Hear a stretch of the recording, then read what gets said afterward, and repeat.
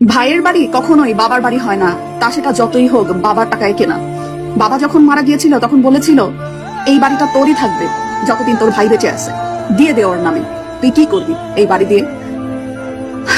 দিয়ে দিলাম। তখন আমার স্বামীর অনেক ছিল তাই দিয়ে দিছি, কিন্তু বুঝি নাই স্বামী একদিন আমাকে বের করে দিয়ে বলবে, আজকের থেকে তোর এখানে আর কোনো ঠিকানা নাই, তোর আর এখানে কিচ্ছু নাই। ভাইয়ের বাড়িতে গিয়ে তখন উঠতে আসলাম, তখন ভাই ভাবি বলল, এই বাড়ি তো আমার নামে, এই বাড়ি আমাদের আমাদের নামে লিখে দিয়ে গেছে, এখন আবার এখানে উঠতে আসছে কেন। পরিণামে কি হলো জানেন? পরিণামে হলো না স্বামীর বাড়িতে জায়গা হলো, না ভাইয়ের বাড়িতে। এটাই। এখন নিজের বাড়ি বলে কিচ্ছু নাই।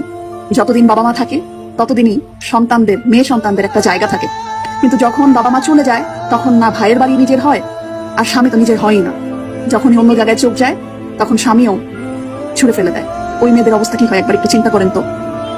তাই ছেলেকে যেইভাবে সম্পত্তির ভাগ দিচ্ছেন আপনারা, মেয়েদেরকেও সম্পত্তির ভাগটা দিয়েন, যাতে অতটুকু জায়গাতে কিছু হোক চাই না হোক স্বামীর সাথে, যাতে অতটুকু জায়গা জুড়ে একটা মেয়ে বলতে পারে যে হ্যাঁ আমারও কিছু আছে, হ্যাঁ আমারও একটা নিজের বাড়ি আছে, নিজের একটা জায়গা আছে।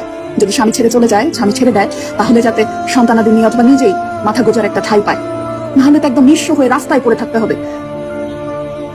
কি আর বলবো, মাথা গোজার একটা ঠাঁই, এই ঠাঁইটা খুব দরকার, খুব দরকার।